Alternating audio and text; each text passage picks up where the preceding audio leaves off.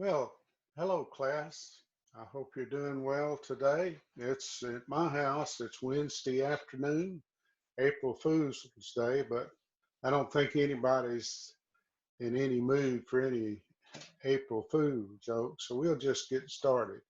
As always, it takes me a little time to get all my screens up and so forth. So if you'd like to fast forward until you see the slides starting to go by, that's fine with me. So again, I apologize for the noise, the visual noise you see. I don't know what to do about it. Maybe this light, see, cutting this light off helps. Not really, does it? Okay, again, feel free to fast forward through this. Okay, so I'm going to start pulling up my screens. What we're doing now, we're going to finish chapter 6. And I just need to mention that a lot of these slides look pretty complicated and a lot of TDSs and so forth thrown at you. But at the end of the day, to quote an often overused expression, you'll find that actually applying this chapter to work in real world problems is not that difficult. It's pretty straightforward. So hang in there with me, pay attention, and I think you'll do fine. So here I'm going to start pulling up my screens. So, okay, have to start off at this PC. Go down here, click on a C drive, then click on the program files. Mississippi College, Spring, Instructors Resources, Presentation Slides, Chapter 6. Open those up. So those look to be open okay. So next I'm going to pull up the tables. We always use the tables. I know it takes a lot of time for me to pull the tables up and go through them, but I'm hoping it gives you a little bit of practice with how to use the table. All right, so we got the tables up, and I think the only next thing I need is OneNote. So I'm going to start OneNote. That's the little graphics I use with the board. Make sure my pen's alive. Yep, it's alive. So I'm going to, you probably can't see this yet, but I'm just about to start sharing my screen with you. Hopefully all of this shows up.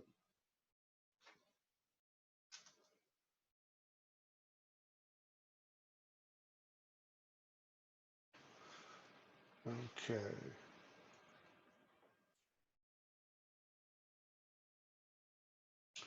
Have to get some stuff out of the way to get to the button.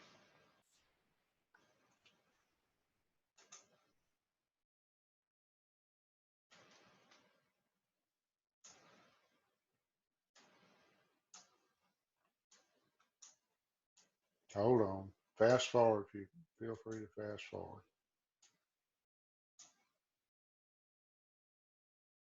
Okay. Should be shared the screen. Let's see which one we want to go to. Yeah.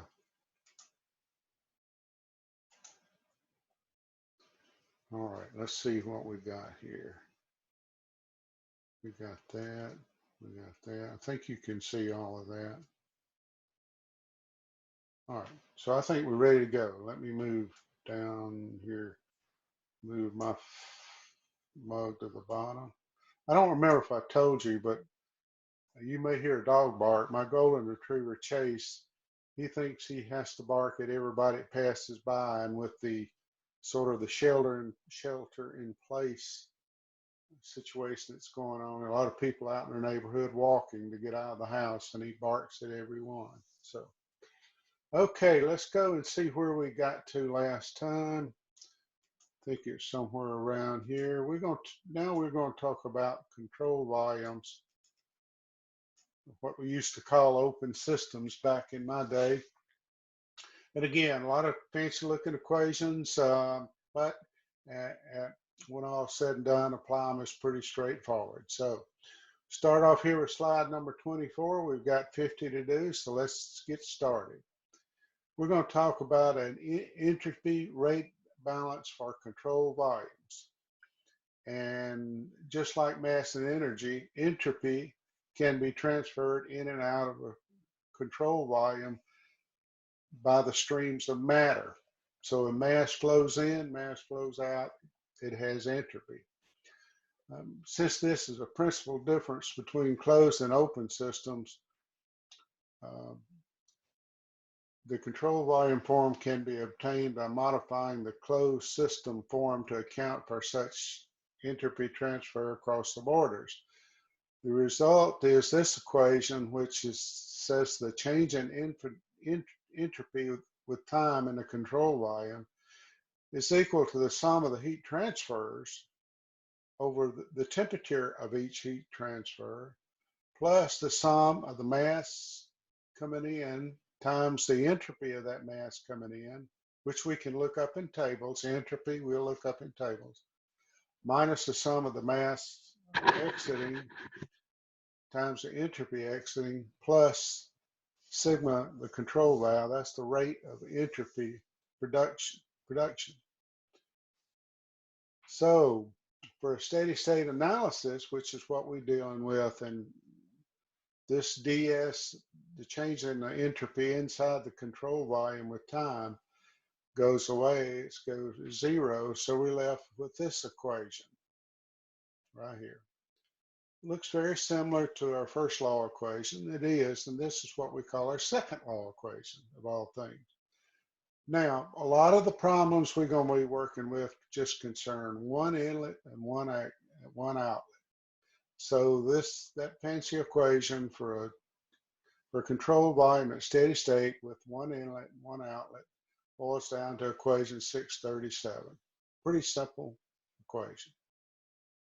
Again, the change in entropy with time is zero. That's equal to the sum of each one of the heat transfers, and these are rate equations, over the temperature where that heat transfer occurs, times the mass flow rate, times the entropy coming in, minus the entropy 1 minus the entropy 2 plus sigma of the control volume.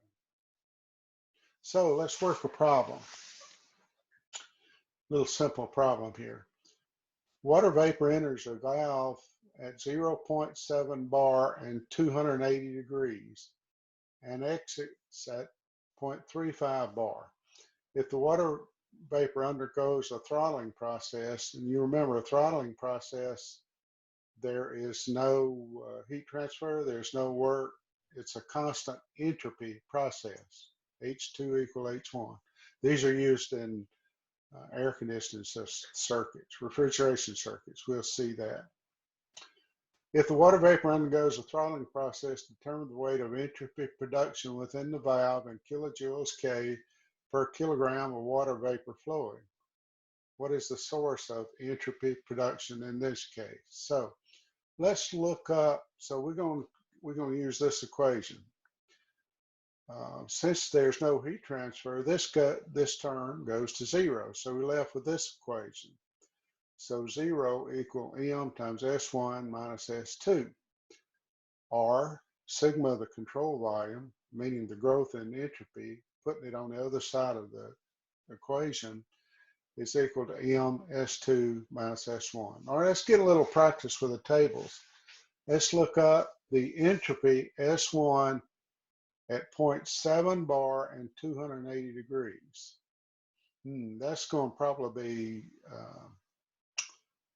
superheated vapor. Let's see if we can find that. Okay, superheated vapor. That's page 931. Let's look at 931. So we were looking at 0.7 bar.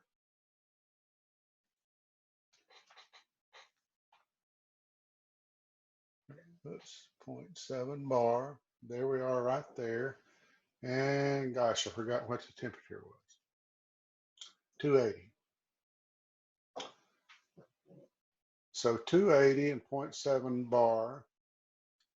The entropy is coming in as 8.3162 kilojoules per kilogram K. See if that's what they got. Yeah, 8.3162. Now the entropy going out, oh, we're going to have to interpolate for that. We won't actually do an interpolation here, but I'll show you what they're talking about. This is H1 equal H2. So let's look and see what H1 is. I may have to write that down. What we're talking about. 280 degrees C, 0.7 bar, and we'll write that down. H1 is 3035.0, 3035.0 kilojoules per kilogram. So at condition 2, we only know that we got 0.35 bar. So let's see if we can find 0.35 bar.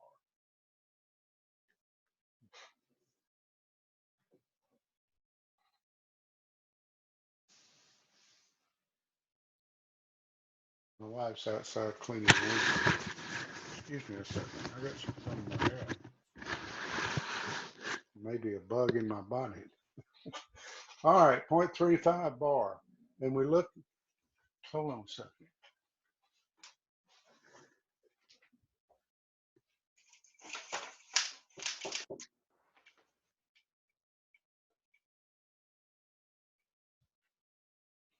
I think she's got cabin fever like me. She's been inside, she's looking anything. You know it's getting bad when your wife, she goes outside to clean the windows. I mean, that's really looking for something to do. Okay, so what was our enthalpy? 3035. And we know at 0.35 bar. We know at 0.35 bar and 3035. So look, we're right in here. In fact, the entropy here is probably going to be about 8.63. See, we're right here between these two and almost right on top of that one. So we know the enthalpy here, and so we would have to, we need to interpolate for entropy. And it's going to be about 8.63. Let's see what the actual number is. Went too far. Oh, I went way too far. Sorry.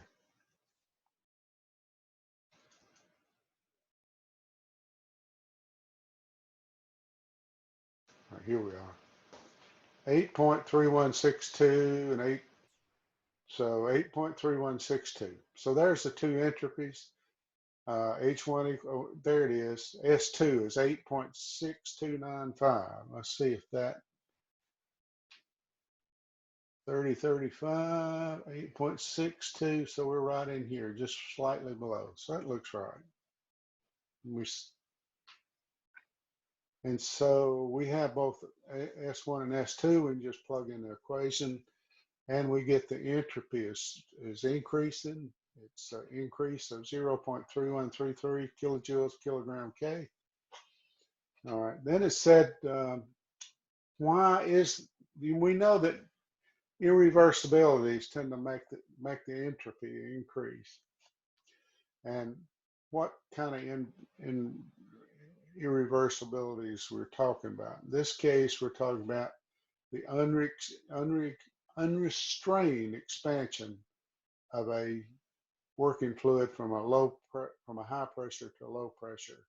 It's an irreversible process, and that's why the entropy increases. All right. Okay, I'm gonna read, and again, I apologize for reading this to you. I would be doing a lot on the blackboard, but as you see, I'm not very good on this Wacom board I got, and I don't want to take up all your time. The value of entropy reduction for a single component such as throttling valve considered here often does not have much significance by itself. The significance of the entropy reduction of any component is normally determined through comparison with the entropy production value. What he's saying, if you're in a system, you look at where the entropy is increasing. Look at those components in your circuit or in your whole system, say in your whole power plant system, and the sources that have high entropy production, those are some good sources to try to reduce some of the irreversibilities, try to make them more efficient. Two of the biggest entropy producers are compressors and turbines. And any way you can reduce the entropy production in those, then you can increase their efficiency. And that's what that's very important. Let's go to the next slide. So we're going to get into some TDS equations. Don't get too don't feel too badly if you don't understand everything. It's going to sort out in the end. All right, calculating the entropy change. Slide 103. As you see, the property provided in tables 1 and 8 through A18. Let's see, the property data provided in tables A through A18, similar compilations for other substances, and numerous important relations among such properties are established using the TDS equation. Okay, that's a long way of saying that those tables we're going to use to look up entropy, the way those entropy numbers were produced was based on the TDS equations we're going to go through. So the TDS equations are, when expressed on a unit of mass basis, is for internal energy, TDS equal du plus P dV. For control volume systems, TDS equal dH minus V dP. So these are how the table values are arrived at, and also some equations for the change in entropy of ideal gases, which we'll get to. So one way we look at the entropy change is like on two-phase liquids, where we see the dome here. ds is equal to dH over T, since the pressure is constant right through this area. We're looking at this area right here. So this is constant pressure, so your ds equation boils down to this. If you integrate it, simple integration, you know that Sg minus Sf, these 2 points equal Hg minus Hf over the constant temperature. And so that's how these relationships, the different entropies, were developed. All right, calculating the entropy change. Here's an example. Consider water at 100 degrees C. All right, let's look at water at 100 degrees C. All right, we need to go back a couple of pages, probably 929. 100 degrees C, okay, that's temperature, that's pressure there. We want to go to the temperature table.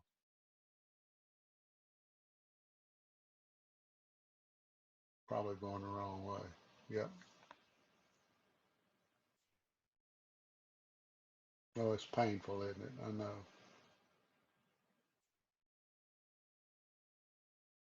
All right, here's the temperature table, saturated table.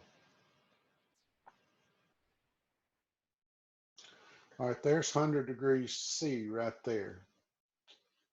And if we look, we see the SF, the entropy of saturated liquid, is 1.3069, and the entropy Sg of saturated vapor is 7.3549.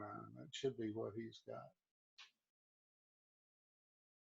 So, well, he actually looked at H of F minus Hg.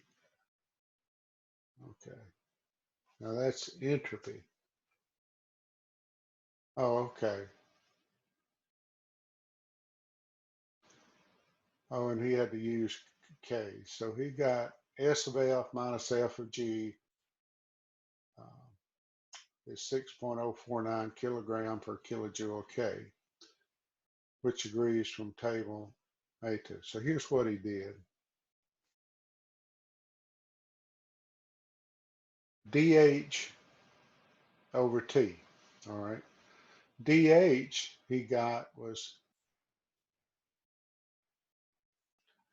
100 degrees. dH was Hg minus Hf, which is this 2257.0. And then you divide it by 100 degrees C, which you add 273 to it, you get 273.15. That's where you got that value. This should be 2257.1. 2250. Let's look. Just see, make sure we got that. 100 degrees C. Degrees C. 22. Well, I got 2257.0 here in the table, but that's where it came from.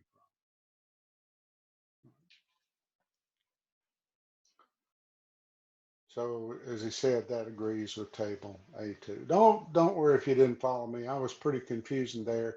As it turns out, it's not that important. But now let's look at TDS equations that are applied for two additional cases. Those are incompressible liquids and gases. Incompressible liquids, about the only thing we get involved with liquids is liquid water. It's not truly incompressible, but it's almost. And then gases, ideal gases, we'll deal with those a good bit. All right. So he goes through a little bit of calculus here in deriving these equations for entropy change in an incompressible fluid. Let's go through that a little bit. And again, just stay with me. Don't get discouraged.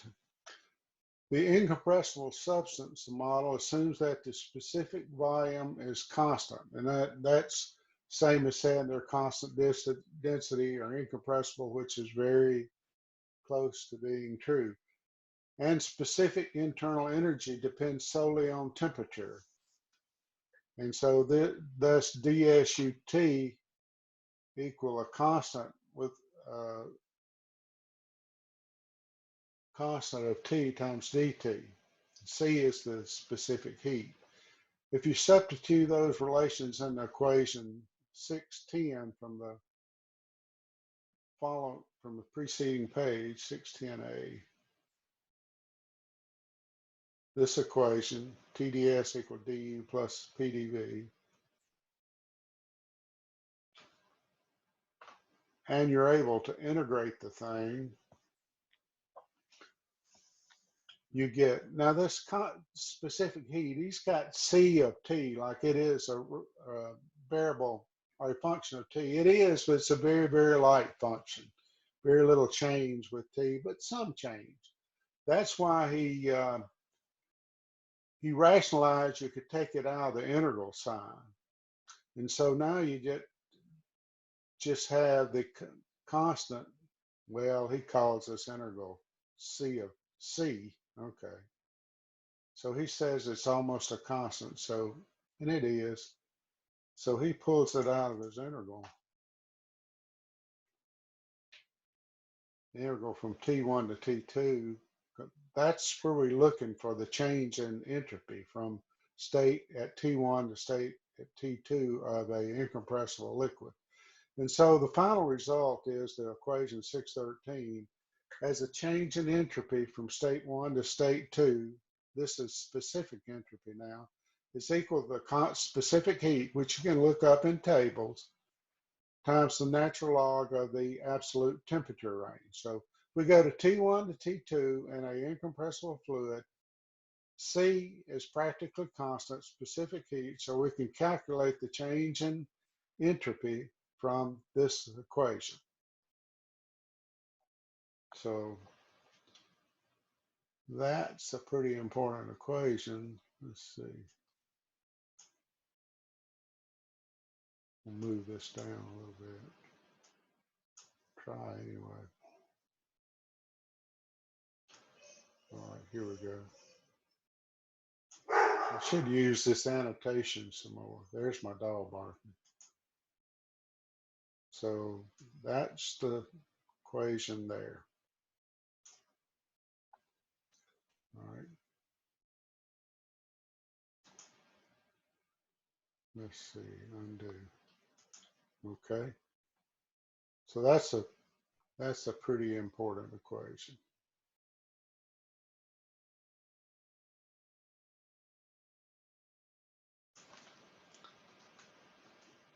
All right, let's go to the next slide. Now, we don't deal with entropy change of an incompressible liquid very much, if at all, but we do on ideal gases. So we're going to have 9 slides on ideal gases. And it ends up with just a couple of equations you use, so it looks a lot worse than it is. The ideal gas model assumes pressure, specific volume, and temperature related by PV equal RT. You know the, see if I can practice my writing a little bit. Okay, the two big ideal gas equations. I'm going to wake up my pen. Come on, wake up. There we go. Our P, V, big volume. Look like I'm getting a little, my equal signs get away from me. M, R, T. And then P, specific volume, equals R, T. R is a constant. You look up in the table. T is the absolute temperature. Then the other equation we use a lot in ideal gases is PV to the N equal a constant. Okay. All right. Let's see if I can get rid of all of that.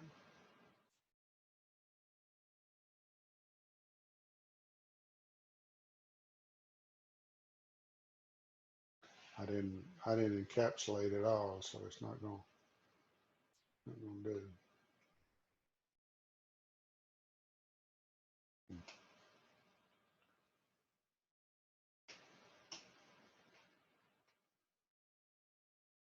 Oh, it was. Let's see. I'm sorry. I hope you got maybe.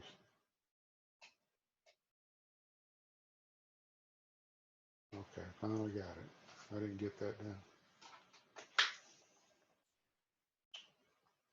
All right, I've lost you now.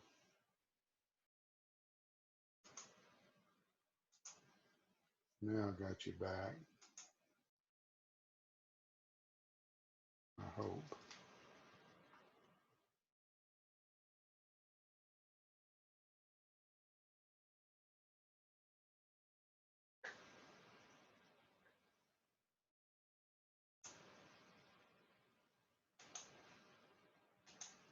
Okay, sorry. I really am sorry. Okay, so if we go through these equations and follow through all of this, you can read through that. I won't bore you with it, but we end up with a couple of nice equations. If we're looking for the entropy change between, say, state 2, which is defined by T2 and V2. Now, this is not times T2 and V2, but state 2, say we know the temperature, say 400 degrees C, and we know the specific volume of state 2. We know this is an ideal gas. Now we know the temperature at state 1, then the specific volume of state 2. Then we end up with this equation here. It's the integral of C sub VT, which is, again, this is the specific heat at constant volume is C sub V, dt over T plus R times the natural log of the two specific volumes. This one doesn't seem to show up very much. We have specific volume involved with the two states. This one does a lot. That S2 minus S1, in state 2 is defined by T2 and P2, temperature 2 and pressure 2. Of course, you know, in the metric system, T2, that's going to be in degrees K, P2 is going to be in bars generally. So the difference in entropy between state 2 and state 1, when you know the temperature and pressures each state, is equal to this integral, C sub P dt, minus R ln of P2 over P1. Now, that all looks pretty easy to do, except what do we do about this integral here? All right. So, and we talk about R for a particular gas as a universal gas constant divided by its molecular weight. Okay. And we talk about C sub B is the specific heat at constant volume, and C sub P is the specific heat at constant pressure. Those are fairly close to each other. For several gases modeled as ideal gases, including carbon dioxide, carbon monoxide, oxygen, nitrogen, and a few other, evaluation of entropy change can be reduced to a convenient tabular approach using a new variable called S sub 0 or S0. We'll just call it S0. It's actually, the 0 is shown in the power position. And you say, oh boy, another parameter to look up, S0. Well, it turns out S0 is actually makes things pretty easy. And S0 values are listed in the table. Let me show them to you. Okay, we need to go to let's go back to page 9. What about 924? 924. There is no page. 925. Okay. Let's look down here and see if I can find on this table of contents.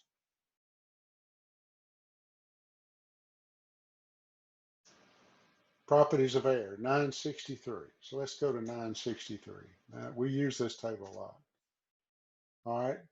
Here's the temperature of the gas. Here's the enthalpy, temperature of the ideal gas versus temperature. We have enthalpy, internal energy, and aha, S0. Then, you know, the table goes on down. All right. Goes on and on. Goes down to like 500 degrees down in here, then comes up, or 450, then goes down here, then goes on to the next page. But the important thing I was trying to say, S0 is tabulated. So easy to find. And if we make a few assumptions, go through an integration, factoring in this S0 term, we'll actually come up with two very practical equations.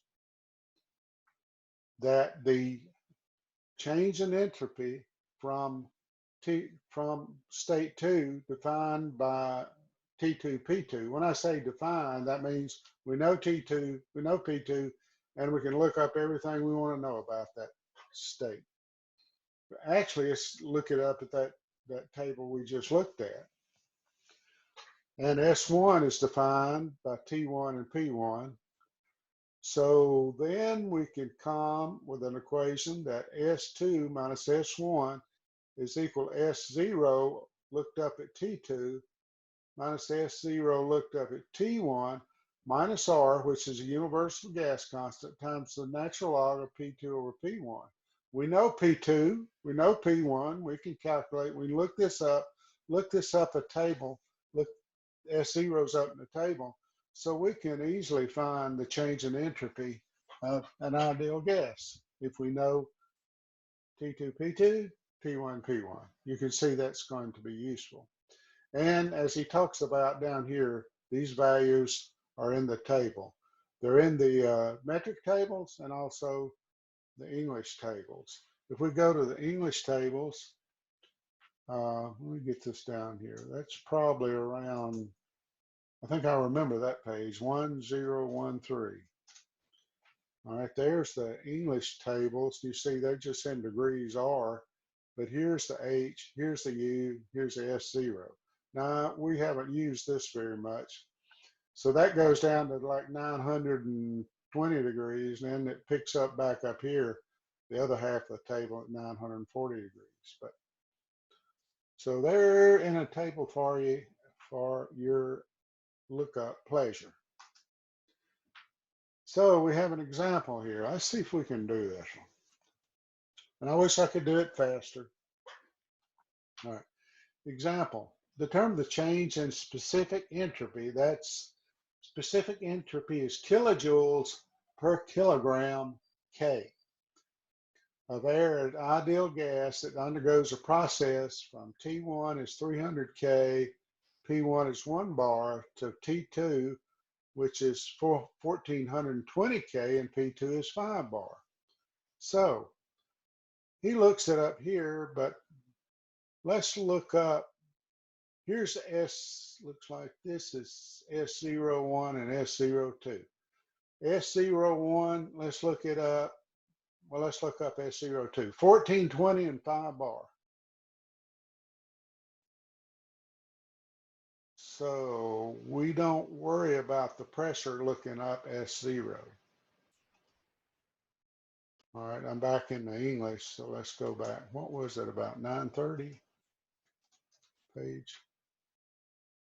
No, 925. All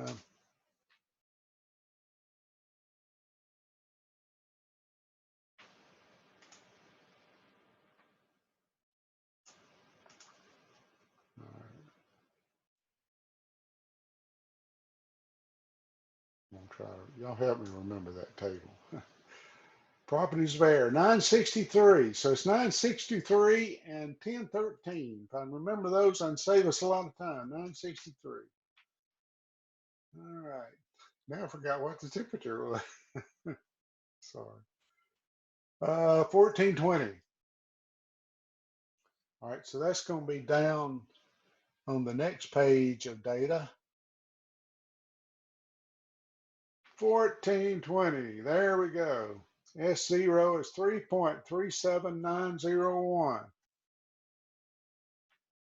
3.37901. That's right. S1 is at 300K. So let's look at 300K. We go back to the first page of data in this table. 300K, 1.70203. 1.70203. So that takes care of the S02 minus S01. Now we got these other things, which is R times ln of P2 or P1. Well, he, instead of taking the R from the table, oh, here's those S01. He looked up the universal R and divided it by the molecular weight of air, and this is going to give you that 0.06855, I believe. So that's kilojoules, kilogram K. Of course, ln over bar over bar is 1. But go through this nice calculation. Now let's look. We use this nice little equation here. I didn't do a very good job explaining how we got to this equation, but we got to it. And that's what we'll use. And that's what he used here. And let's go down 1 and down 1. Okay. And so he was able to calculate that. And there are reasons we need to do that. And we'll see when we work some of the problems. All right. So entropy change of an ideal gas. Pressure ratios, I don't think we're going to use those very much. So we'll just leave that. No, we're not going to use that. We're not going to use that. Now we can also instead of using the tabular values so much, we can assume that we have constant specific heats, and then we get another pair of equations. Again, we have a pair for the state defined by T and V, T2, V2, T1, V1, and the state defined by temperature and pressure, T2, P2, T1, P1. And those equations, you remember these equations, don't you? And so we end up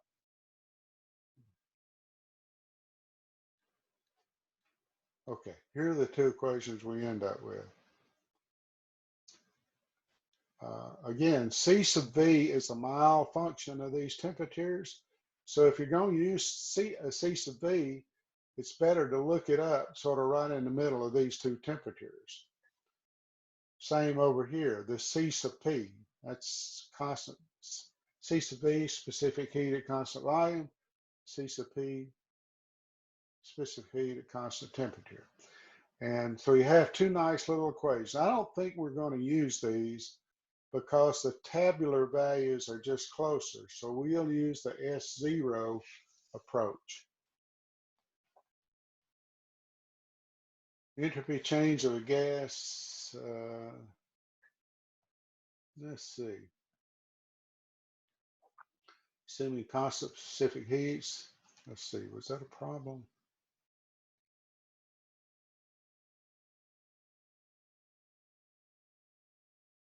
So what he's saying here, if you know you've got a process that's isentropic, entropy is constant, S1 equal S2, you can set S2 minus S1 equal to 0, and you can calculate for one of these unknowns. If you know T2 and T1 and P2, if you know it's isentropic, you can solve for P1. Same with V1. So they become quite useful sometimes. Now you remember these equations. We've used these before. I think we might have used this one too. Let's see. I'm not going to use these pressure ratios. We're just not going to get into those. I really don't know why he used that. We wouldn't have to use that. We could use, so we're going entropy change of an ideal gas. If we're going from this state to this state and entropy is constant, I don't see any really use. We can pick up that K is 1.374. And then, well, actually, we can use this equation. We just need to get the specific heat.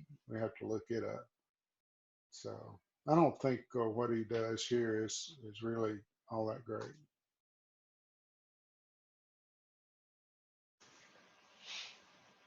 We can use this equation. So what was he? He was getting the temperature. Oh, he was trying to find T2. Okay. He was trying to find T2. And you T1, P1, and P2. So he's trying to find T2. Now, you could solve this equation for T2. You'd have to look up the constant C sub P and do a little logarithmic rigmarole, but you could calculate it without getting into those pressure ratios, PR and PR1 and PR2. Okay. But what he did, we could solve that equation there for T2, or no, for P2, and then we could use this equation for T2. So he solved and got T2 as 1.4 bar because he knew it was isentropic. So Anyway, you can use constant specific heats if you're out practicing engineering and get very close, but I'd rather use the tabular values, S0 approach. So I'm not going to spend much more time on that. All right, so let's get into really the most interesting part of chapter 6. We talk about compressors and turbines, and that's the type of problems you see in the real world. So let's look at the isentropic turbine efficiency. Let me say something. When they say isentropic, that means entropy is constant through the process coming into the turbine and coming out. Those two streams, steady flow streams, they have the same entropy. It's isentropic. Isentropic or entropy is a measure of the efficiency of the turbine. A turbine that's about as efficient as you'll ever get is an isentropic turbine. In fact, no isentropic turbine exists. But by studying the concept of isentropic processes applied to a turbine, we can get a really good idea of how good our real world turbine is by calculating its isentropic turbine efficiency. Normally those run from about 75 to 90%. So we get a good measure of just how good our turbine is by the isentropic turbine efficiency, even though an isentropic turbine, people have come close to making one, but they don't exist. So let's drop back and look at these slides. I think you'll find these a little bit more interesting than the ones we've just covered. For our turbine, the energy equation, remember, dE dt or du dt inside the control volume here. Our control volume consists of inlet into a turbine, exit out of a turbine. So I'm not going to draw it in here, but I think you know what I mean. It's equal to the heat transferred. It's the rate of heat transfer in the control volume minus the work of the control volume minus this equation. I like to put this equation on the left-hand side, and then you'll end up with m dot h2 minus h1 plus v2 minus v1 squared gz2 minus c1 and so forth. That's the way I like to remember it in my mind. All right, for the most frequent case, kinetic energy is you can neglect, so that goes to zero. Potential energy, almost always neglect, goes to zero. And if we're looking for an isentropic turbine, remember, isentropic implies a reversible turbine, and if it's isentropic and reversible, it is adiabatic, so Q equals 0. So all of that drops out, and we're left with this equation. I generally like to look at it as work of the control volume, work rate, is equal to m dot, put it over here, h1 times h2. So this is the amount of work, and he's just got shown it work per pound mass instead of absolute work as far as horsepower or kilowatts. He's got like kilojoule per kilogram, not pound mass. We're in the metric system there here. So let's go to the next slide. So we can go back to our entropy equation, second law equation. If it's isentropic, this is 0, so we end up, heat transfer is negligible, and we end up with the rate of entropy reduction per pound is equal to S2 minus S1, and it's got to be greater than equal to 0, or you're violating the Clausius statement of the second law. So it can be 0 for a perfectly reversible turbine, but it's generally greater than 1. So turbines tend to create entropy. All right, so now let's look. I'm going to see if I could blow that up. No, I'd probably mess things up. So let's see. I guess you're just going to have to look. Maybe we can stretch this out. Make it a little bigger. I don't know, probably can. All right, here's a, it's not, we don't grow our domes exactly like that, but this is an HS dome. I don't like that. I don't like HS, but we'll go with that. Since the rate of entry production cannot be negative, the only turbine exit states that can be obtained is an adiabatic expansion shown as S2 is greater than S1. So, and by the way, this would look very similar on a TS diagram. So let's just pretend it's a TS. It's actually an HS. We don't use HS much, but in this case, it looks pretty nice. Here's entropy along the x-axis and enthalpy along the y-axis. Here's a process that goes from way up here in the superheated region down to still slightly less super region. Here's the ideal process, goes from H1 to H, what we call 2S, isentropic expansion through the turbine. You notice this is a vertical line along this S-axis, so this is constant entropy. The actual process always tends to increase entropy. So the actual process is going down to the same pressure because these are physical limitations on your system. They're physical set points, this upper pressure and this lower pressure. So the isentropic goes isentropically down to the lower pressure. The real process, which increases entropy, shows that entropy increases a bit, but it still goes down to the same pressure. So, and we like to label those points as H1 minus H2S. So we'll call, all right, well, we'll call this H1, of course. This is H2S, and this is H2.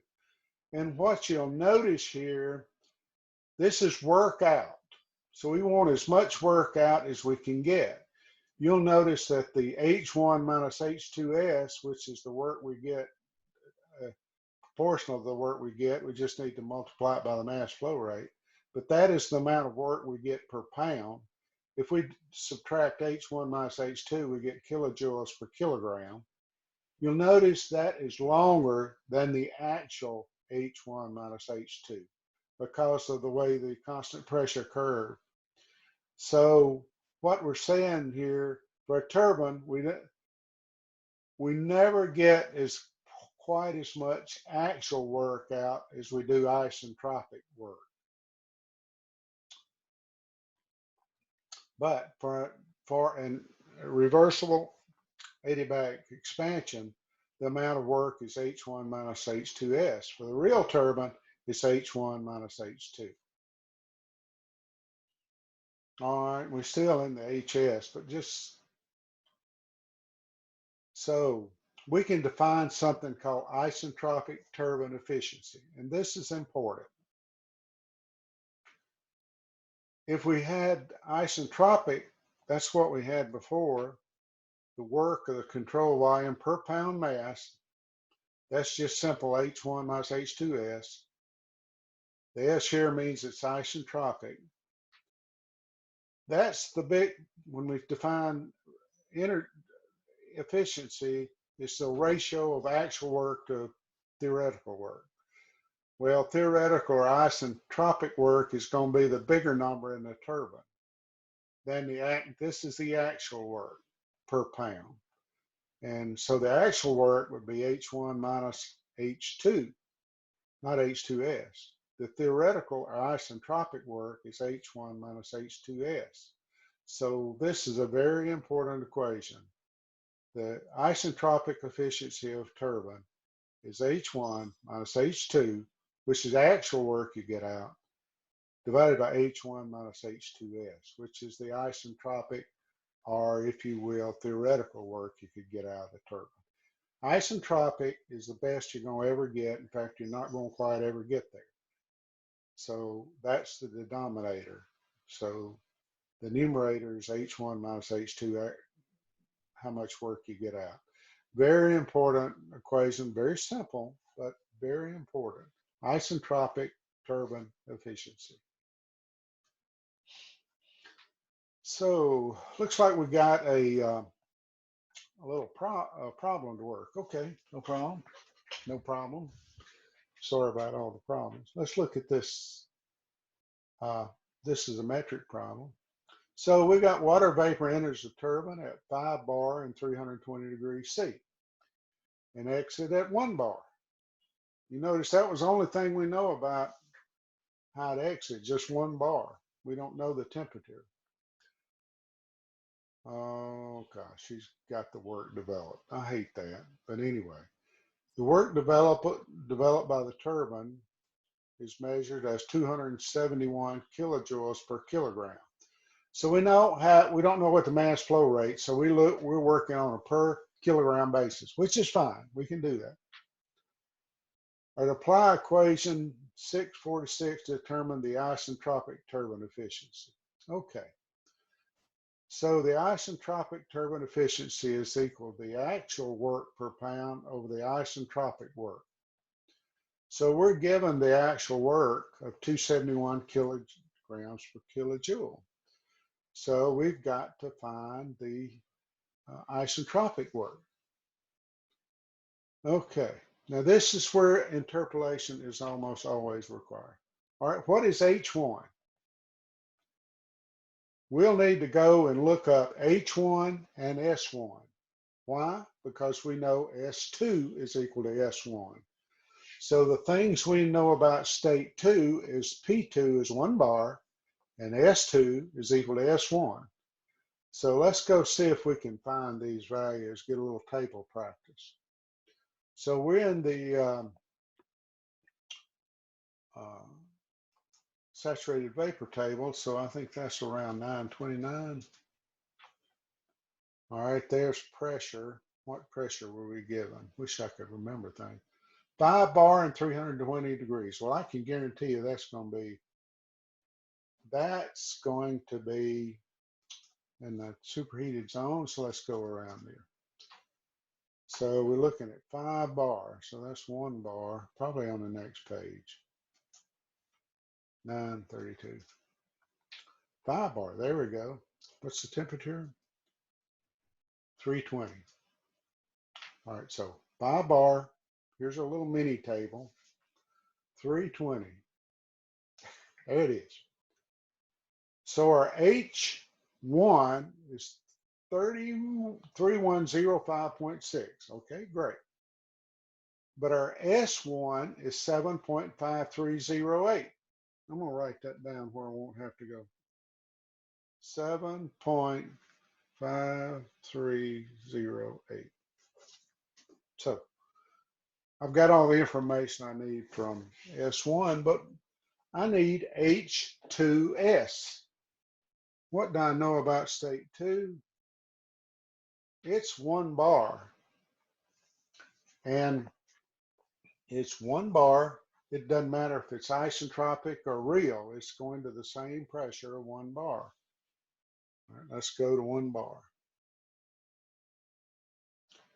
Okay, let's back up the table. 931. Go down here to 1 bar. We're probably going to be outside the range. What are we looking for? We're looking for where the entropy is 7.530, 7.53 at 1 bar. 7.53, 7.53. Looks like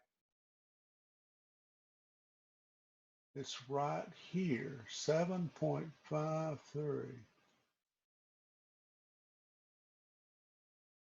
Does he tell us anything about the state?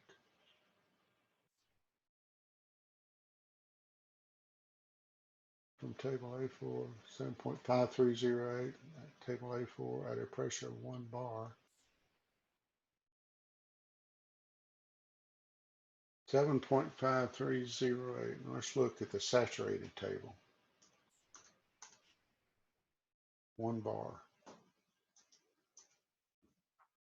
There's 1 bar. Oops.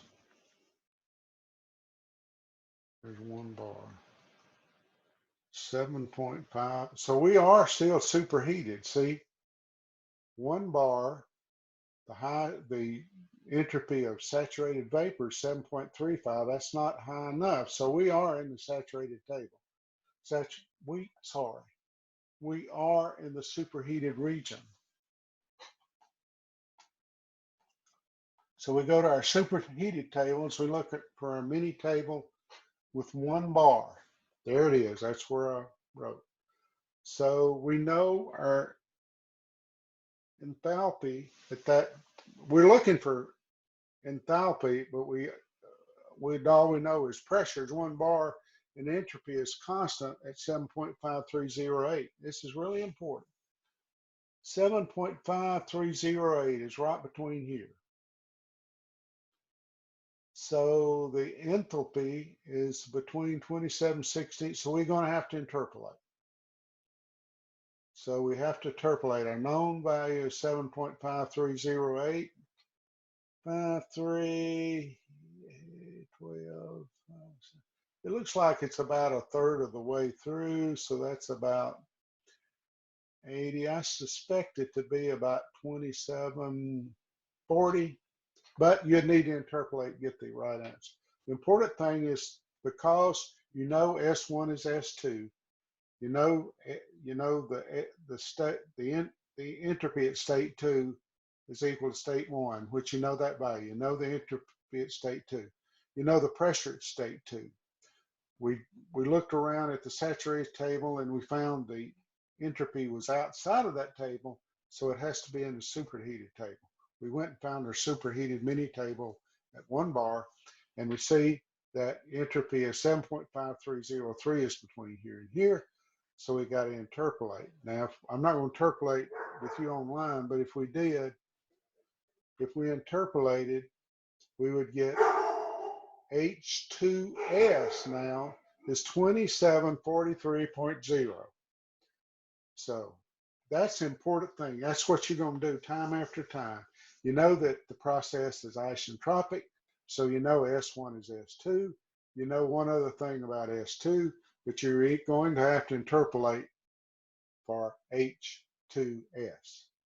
So we know H2S, we know H2, we know the actual work of the turbine, the actual work it put out, so we can calculate the turbine efficiency as a ratio of the actual work to the isentropic work, and we end up with 75%. Pretty good turbine, pretty typical. Now let's look at compressors and pumps. We go through about the same thing, but now he wrote the same equation. Same thing applies. The velocities is zero, kinetic, potential, heat transfer, all zero. And for typical case, not for every case, typical case, so we end up with this equation. Now, I don't know why he put the minus sign instead of H1 minus H2, but anyway, if we look at that, if we move this on the other side, we get H2 minus H1 is equal to minus work. So work is H1 minus H2 instead of the minus sign. I don't know, but this is perfectly valid. I would have put this as a plus sign and put H1 minus H2 on the right side. All right, but that's the work per unit mass. The work rate over the mass flow, which we don't know, but the units are just the same. Those are the proper units. That's kilojoule per kilogram. So by default, enthalpy is a per unit mass dimension. So we're good. All right. So if we go through the equation, we end up same type thing, the entropy of the control volume per the entropy growth per the control volume per pound, S2 minus S1, according to this equation, and it's always going to be greater than or equal to zero. If it's equal to zero, it's a perfectly irreversible process. If it's less than zero, it's impossible. If it's greater than zero, that's the typical case. So Again, he's got his H's here. I'd rather they be T's, but you can get the same exact, maybe it's even a little clearer with this, with the HS diagram. We're not going to use the HS diagram in your problem solving. You'll use the TS, and it's just as easier. But here's the deal with a compressor. So here's our constant pressure lines here. This could be either, no, this would be an ideal gas. I'd start to say it could be either steam, but we don't have compressors in steam. It's ideal gases. So we're going from these pressure lines that are shaped like shown, curved up to the right. P1 is way down lower and PO is way above. Here's the isentropic. Now S is on this axis, so this straight line up is an isentropic line up to 2S. State 2 isentropic. Here's the actual process up to here. It's up to the same pressure, but it's actually at a higher temperature. Can't see it here. So there's the isentropic, the theoretical or best case process. Here's the real process. So we write the same equation as we did for the turbine, that the work or the control volume per pound for the isentropic case is H1 minus H2S. Again, I'm taking the minus sign here and putting it over here. H1 minus H2S. H1 we know, H2S, all we know about H2S, we'll know a couple of things. We'll know S1 is equal to S2, and we'll know probably a pressure.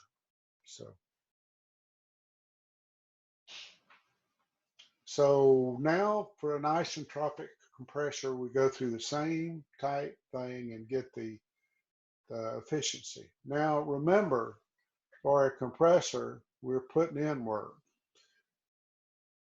And instead of a turbine where we never get out as much work as we want, for a compressor, we always have to put in more work than we want. So the amount of work we put in is going to be greater than the isentropic work. So it's going to go in the denominator of your efficiency equation. And then the numerator is H2S minus H1. Now I turn these around, as you know, have H1 minus H1, H1 minus H2S, H1 minus H2. That gives you a negative over a negative, which is a positive. And he likes to put them in this ratio. That's fine. That's fine. You'll get the same ratio. Isentropic pump efficiency. Now, in this case, pumps, you're pumping a liquid. So anyway, it'll have the same type of equation. He didn't go through that.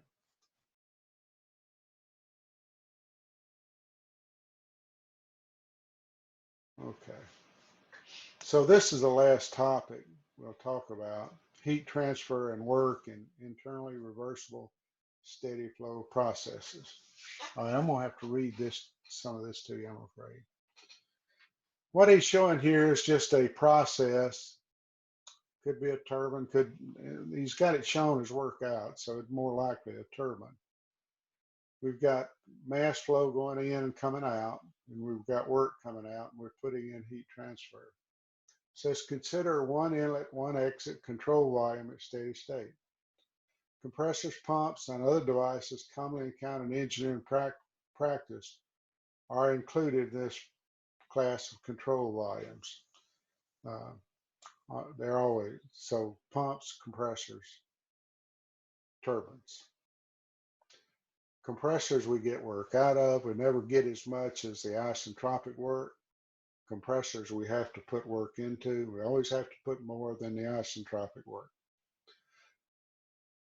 The objective is to introduce expressions for the heat transfer rate and the work rate in the absence of internal reversibilities. The resulting expressions have important applications. And we're only 5 slides away from being done. In agreement with the discussion of energy transferred by heat to a closed system during an internally reversible process. In the present application, we have heat transfer per pound internally reversible is equal to the integral of TdS. Internally reversible signals that compression applies only in the absence of internal reversibility. It's a perfect process, if you will. And you remember on the TS diagram, which is what we're going to use pretty much from now on, the heat transfer is the amount of work under this curve as denoted by the integral of TdS.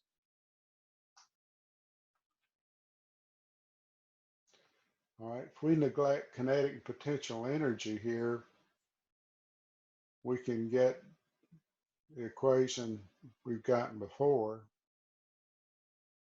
that the work is equal to Q plus this term, not anything different. And with equation 649, which is the equation we had on the other side, we can say that the work of the control volume per pound mass, the work rate, internally reversible, is equal to the integral of TdS plus H1 minus H2. Since internal irreversibles are assumed absent, each unit of mass visits a sequence of equilibrium states that passes from the inlet to exit. Entropy, enthalpy, and pressure changes are therefore related by the TdS equation, TdS equal dH minus VdP. So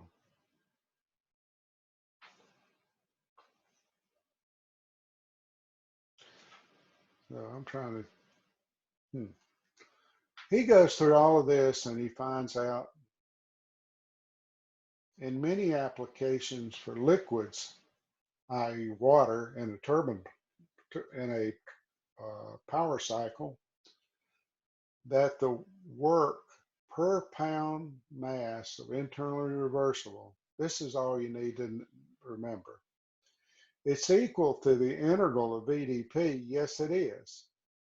But for a liquid, volume, which is a reciprocal of density, is pretty much constant, as it's an incompressible substance for the most part. So what we get, and this is very useful for in pumps, that the work per pound internally reversible or isentropic work is minus, I like to say, plus V times P1 minus P2, but it's going to give you the same. VdP, which is V delta P. We'll see that quite often. Let's see where he's going with here.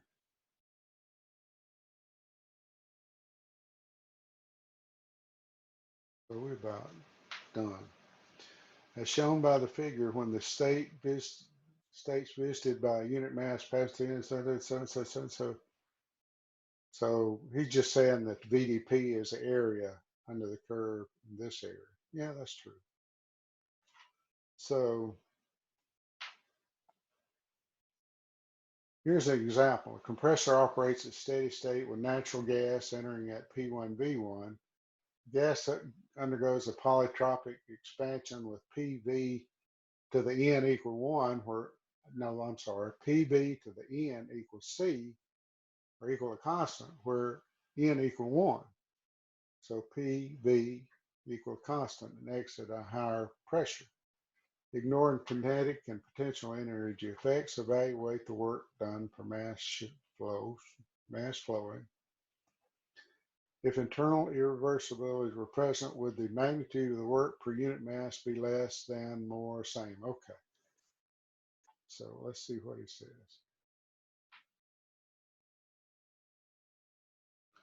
We've already developed this equation, remember? P1, V1, ln of P2. Yeah, we've developed this equation. Remember, for ideal gases, when N equal 1, we've already developed this equation. P1, V1, ln of P2 over P1 for N equal 1. We've already done this. And here, this is specific volume. So this will be mass, work per unit mass, and polytropic N is equal to 1. Okay, all right. So we've done that, no big deal. Now, B, left for discussion. What was B? If internal irreversibilities were present, would the magnitude of the work per unit mass flowing be less than, equal, or greater than determined in Part A? Well, Part A, this is isentropic work here. So we're talking about a turbine. So isentropic work is going to give you the best case, the most work out. So the actual work you get is going to be less. What did he say? If the internal, would the magnitude of the work per unit mass be less than, same, or equal? It's going to be less than what you get at. So this is the end of chapter 6 discussion. And I think what I'll do is stop here, and I'm going to make another tape very soon about the homework for chapter 6. And so stay tuned. But this is the end. I know some of this was a little bit muddled through a little of it, but you're going to see that what you need to work real world problems we've covered pretty thoroughly and clearly. You just need to apply it, and that's what homework number 6 is going to do. Well, I hope you guys have a great day. Stay safe. We don't want anybody with the COVID-19 virus, especially me, since I'm in the high risk old folks group. So have a great day. Wish I could see each one of you in person, but this is the best we can do for now. Also, I am going to try to set up an actual online meeting, a Zoom meeting, where you guys will all be there with your little headphones. You don't have to have a headphone. I just have a headphone to try to block out some of the noise, but it doesn't seem to do very